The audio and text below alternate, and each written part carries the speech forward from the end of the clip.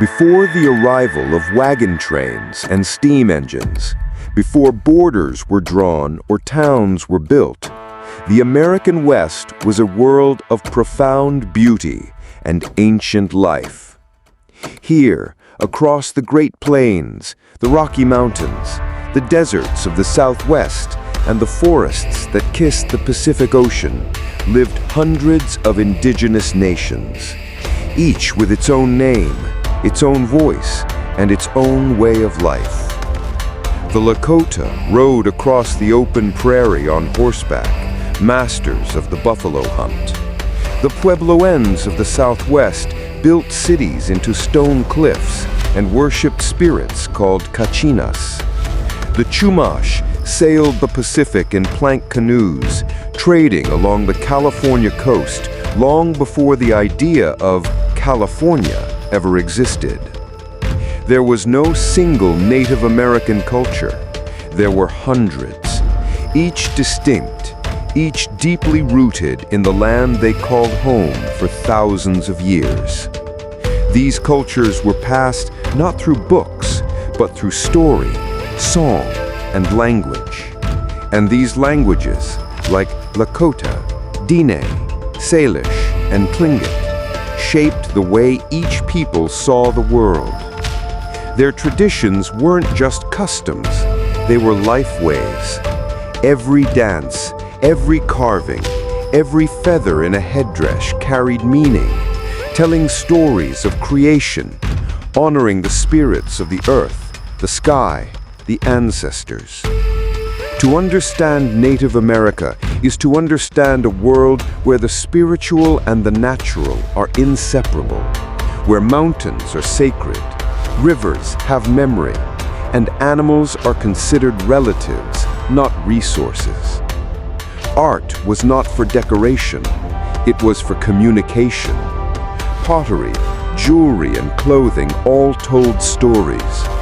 A single beaded moccasin might carry the legacy of a family, a symbol of strength, or a prayer for protection.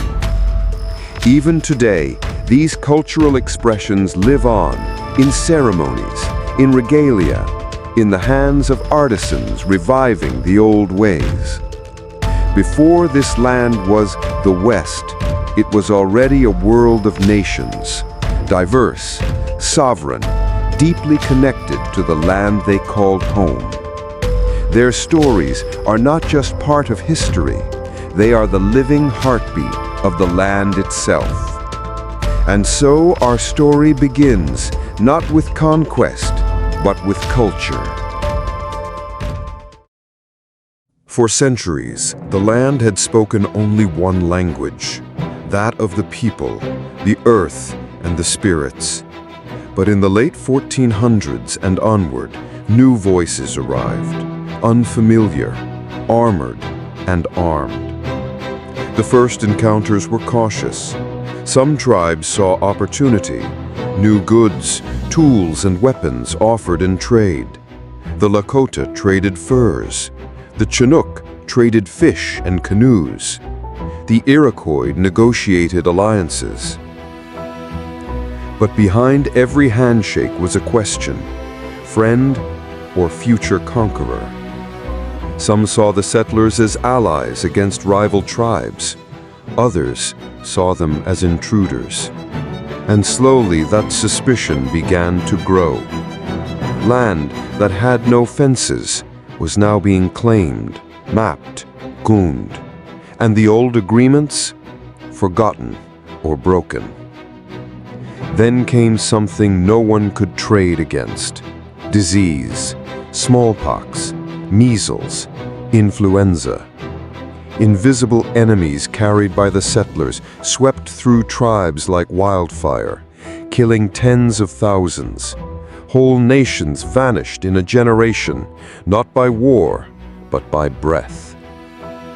By the early 1800s, the settlers were no longer visitors. They were conquerors, backed by governments, armies, and the promise of manifest destiny. The land of the Lakota, the hills of the Cheyenne, the deserts of the Apache, piece by piece, taken or traded under threat. In 1830, the Indian Removal Act became law. Thousands of men, women, and children were forced from their homelands, made to walk hundreds of miles to unfamiliar territory. Many died along the way. It was called relocation, but for those who lived it, it was exile. The old ways were under attack. Sacred herds were hunted to extinction. Children were taken from their families and stripped of their language, their identity. In the name of civilization, a cultural erasure had begun. And yet, the people endured. Despite broken treaties, despite the wars, despite the loss, they endured. Because even when a fire is nearly extinguished, an ember remains. From the icy woodlands of the north to the burning deserts of the south, Native warriors rose to defend not just land, but life, family, spirit, memory. Resistance didn't always mean war.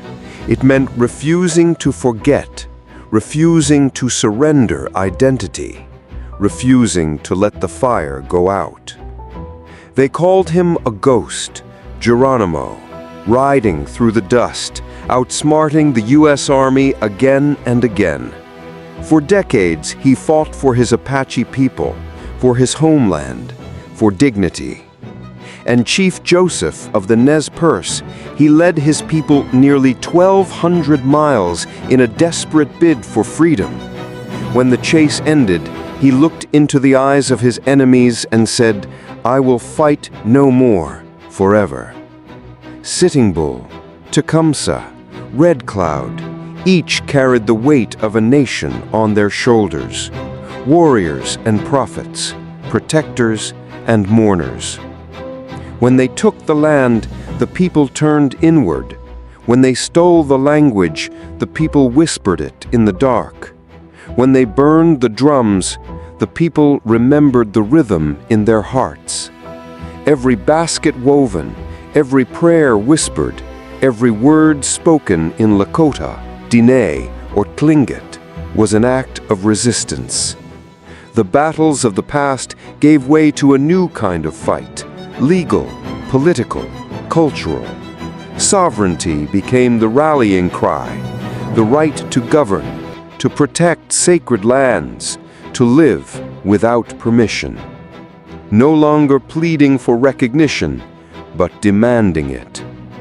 In 2016, at Standing Rock, history came rushing back. Elders and youth stood together, not with weapons, but with prayers. They stood for the water, for the land, for the ancestors. The world saw them, and for a moment, listened. Today, the fire still burns, in classrooms where children speak the language once forbidden, in art, in ceremony, in law, in spirit. This is not a story of defeat.